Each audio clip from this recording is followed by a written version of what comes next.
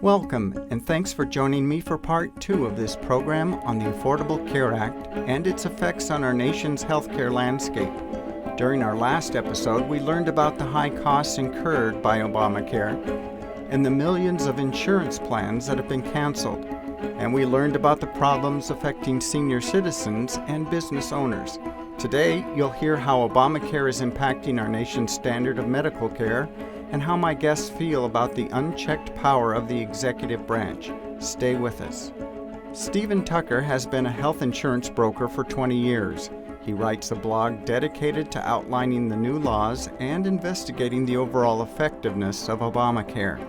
Stephen's concerned about the shrinking competition in the healthcare market, which will drive up costs for consumers and create a monopoly. We have seen 13 health insurance companies completely out of the individual market. And all those blocks of business from companies like Guaranteed Trust Life, all of them now, those blocks of business are bought by the bigger carriers, United Healthcare, Aetna, Cigna, right? They've all gobbled up that business. And we have created now a health insurance monopoly where we've got 5 or 6 carriers left that are doing all the selling. All the products are purchased through them, so they can control the prices. What's worse is, if the carrier has a loss in the private market pre to Obamacare, if a health insurance carrier did not manage its money correctly, they would fold. Guess what's happening under Obamacare? Now that they've gobbled up all the smaller carriers and prices have gone up because there's no more competition, now the taxpayer is going to bail out the health insurance companies if they have any losses that are too much for them to handle. And that's the only reason these carriers are still inside the exchange. Problem there still is that the government now dictates how every health insurance policy is designed. All of it is now controlled by Obamacare. Dr. Bob Berger is an orthopedic surgeon and sports medicine specialist who's been in a private practice for 23 years. He's the head physician with Xavier University in Cincinnati and has also consulted with the Cincinnati Reds baseball team. Dr. Berger has already seen how Obamacare is negatively affecting our nation's standard of medical care. And he's concerned the government is resorting to intimidating physicians through expensive audits to cut costs and cover growing expenses. Starting with the problem that we have not enough primary care doctors. And it's estimated in the year 2020, we're going to have a shortage of 50,000 primary care physicians. What will happen by necessity, and as much of that care is going to be provided by physician extenders, by nurse practitioners, by physician assistants. And while those individuals can certainly enhance the health care that we provide for patients, the reality is those individuals don't have the degree of educational background and typically the extensive training and experience that a physician would have. I think potentially that is going to affect the quality of care that we receive. What's happening, Brad, is the government has been, because of their financial concerns, and I think they're going to get worse, is the government has more aggressively been pursuing hospitals and healthcare providers in the way of audits, what is often cloaked as we're out to stamp out and champion healthcare fraud and abuse. However, the majority of the providers, the majority of the hospitals are working hard to provide good care for patients. But what we're seeing more and more is the federal government has come in, they've employed independent contractors to go out and to retrospectively take back money from hospitals for services that have been done under the implication that the care wasn't necessary, this patient didn't require admission. I had a very delightful man in his 80s who unfortunately, he is a widower. He loves the golf, he's fit as can be. I've treated him for the last 5 years for arthritis of his knees with appropriate non-operative treatment. He reached a point that he did not function well without it. His mobility, his independence was compromised. We did 1 knee replacement a year ago, did beautifully well. Came back, wanted the second one done. We did the knee replacement this last fall. He's one of the most happy, grateful patients I have. And I just found out recently the federal government doesn't want to pay the hospital I worked at because there's an implication that the procedure I performed was unnecessary and it wasn't indicated. And this is an individual that truly needed and benefited the procedure, and he will maintain independence far more on down the line. So Bob, what you're saying is that the federal government involved in our health care is cutting costs by intimidation. Unfortunately, that's increasingly the case. Coming up, you'll learn of government intimidation being felt by two of my guests.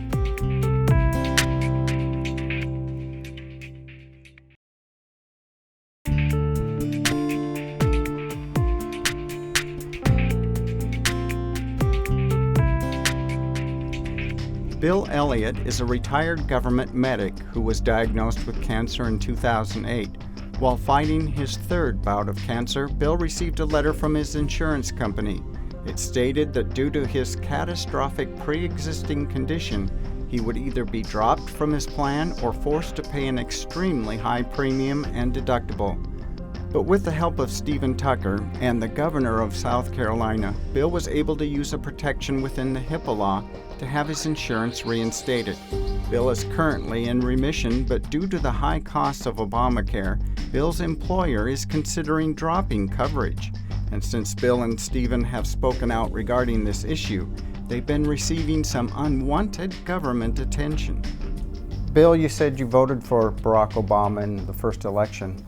What was the issue that made you decide to vote for him? I kind of believed him on the health insurance, actually. How do you feel now about your decision to vote for Obama? Well, just one vote, but I regret it to this day.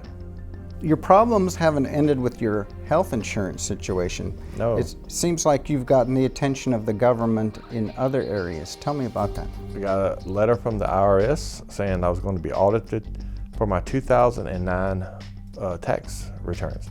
2009, I worked for the government, which meant I had a security clearance, which meant y'all checked me out that year and gave me a letter of approval.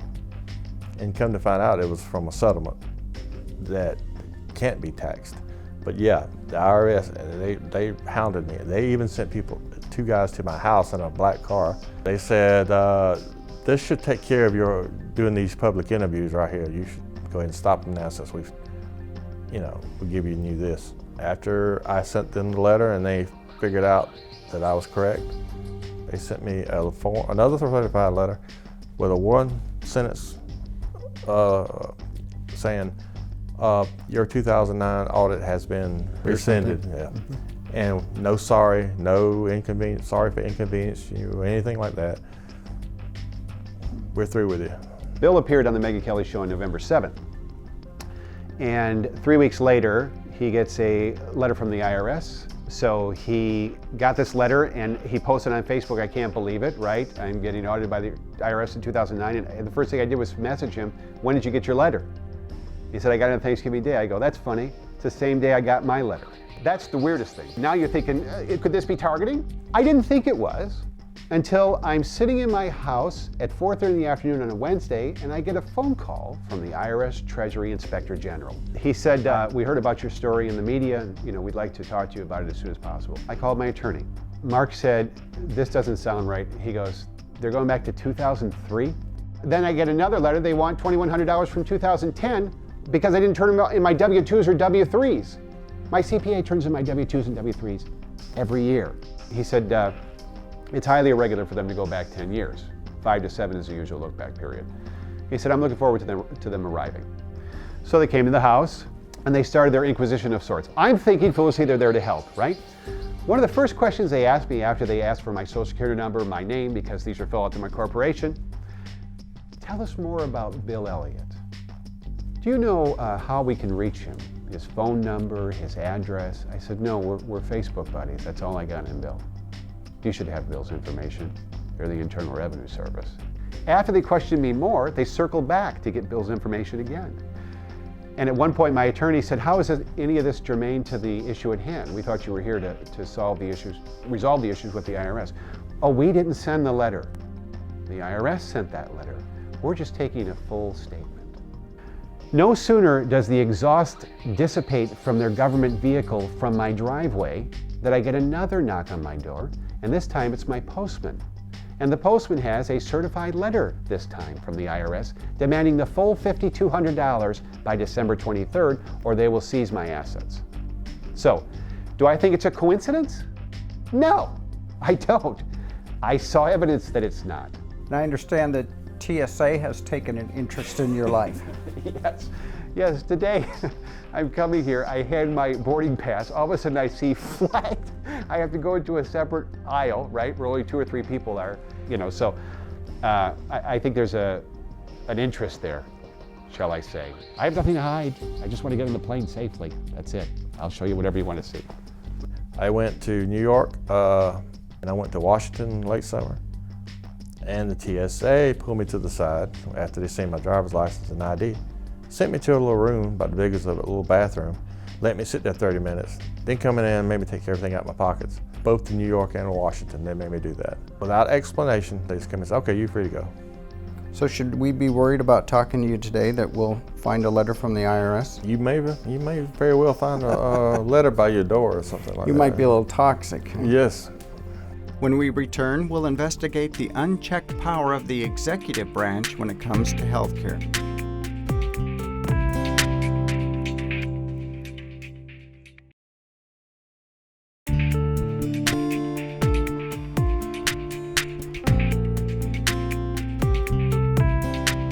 Tony Moss is the president and CEO of JTM Food Group in Cincinnati, Ohio. His father founded the company in 1960, starting as a family-owned butcher shop and growing into a business that now employs over 400 people. The company has always offered health care benefits, but Tony's finding it harder and harder to deal with the negative effects of Obamacare. It's having a negative impact on his employees and the level of care they're able to receive. There's no way any human being should ever be for somebody not having health care, not getting the need and the care that they need. What an overreach. This is costing everybody and hurting people to go so far over this circumstance of people not having health care. And it just devastated the cost of folks having to buy their own health insurance, their premiums going up, and having the type of plans that they want, and cutting quality of what the options are of people to have the type of doctors that they want and the type of care that they need. We've got one particular spouse of one of our folks here, God bless them, have got a disease, a disorder that causes a blood transfusion once a month. $50,000 once a month. And God bless them. Obviously, we wouldn't even bat an eye. That's take care of the person. But because it costs so much for them, they want to throw that person out of the pool. So we are being forced to look at plans that may be just a little bit more higher deductible, plans that may take an employee's contribution just be a little bit more.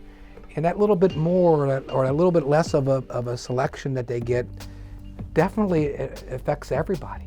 An extra $20 a month for somebody is devastating. That's a tank of gasoline. It's awful. As more costs are shifted onto those individuals and onto those employers, we're going to see more and more businesses, A, shift that cost onto their employees, B,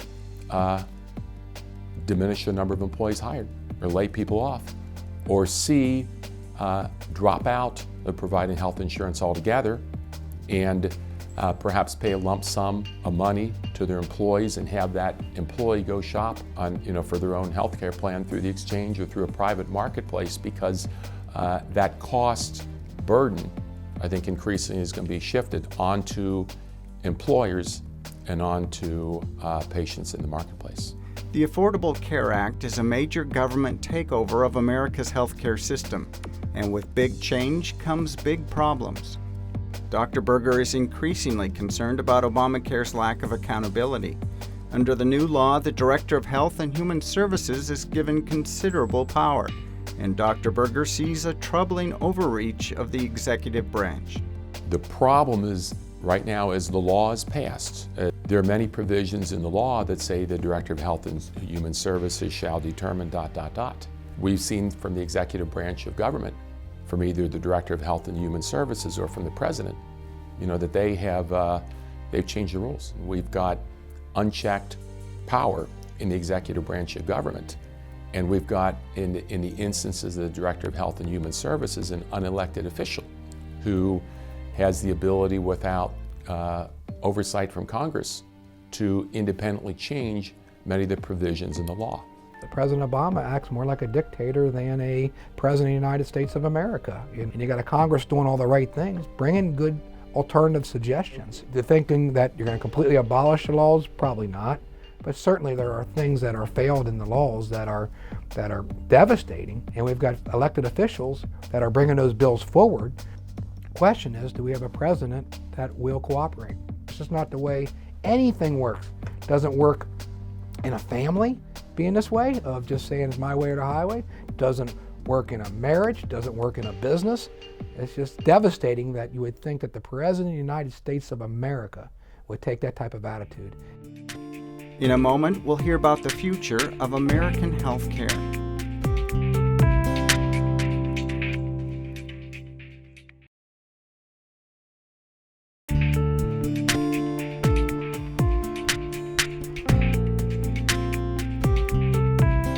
It's still too early to see all the ramifications of Obamacare, and it could take several years to see the full impact. While there are positives regarding access and pre-existing conditions, the negative costs, decreased standard of care, and overreach of power are major concerns. The future may look gloomy, but my guests remain hopeful that changes in Congress and in the law can lead to a positive reform. A lot of the problems with Obamacare will come to light in the next few years. As a physician, I have tremendous skepticism. Number one, just look at the initial signups and the difficulty the signups were, and that's the easy part. The hard part is administering health care to people. I think we're going to look back in 5 to 10 years and say, what kind of monster do we create? So at this point, would you give it a failing grade? If I'm the professor in that class, I'm going to say, you know what, this is an at-risk student. With all this going on, what do you think the future is for Americans in healthcare? The costs of the system, first and foremost, are going to become increasingly burdensome. And my fear is as the costs become more and more, we're going to see more and more exclusion and make it difficult for a patient, a working patient, to see the specialist of their choice, or on the end of life, if a person has a chronic illness, that outsiders outside of the doctor-patient relationship determine that, you know what, I'm sorry, but you've reached the limit. And that, I don't think that would be the intent of Congress, and that's not the intent of most of the American people. But I think when push comes to shove, my fear is that the programs as we go forward, the executive branch of government in this law has too much unchecked power. I am very concerned that we are going to create what we call a death spiral, where not enough young and healthy people are buying health insurance. No matter how many NBA players tell them it's cool, no matter how many actors' mothers tell them it's great, no matter how many interviews Barack Obama has with Zach Galifianakis, they're not going to buy health insurance because it's not a good deal for the young and healthy. And if that taxpayer bailout dries up and the insurance companies say, we've had it, we're pulling out of the exchanges, that's my biggest fear. Because where do we go from there? Where do we go from there when we've exposed the last remaining carriers left to so much risk, right, that they're in a situation where it's no longer financially feasible for them to continue to offer health insurance? That's my biggest fear. Oh, my biggest concern is the socialization. I mean, that's what he's doing. That's what President Obama is doing, is trying to take this to one step to make this just go ahead and socialize medicine.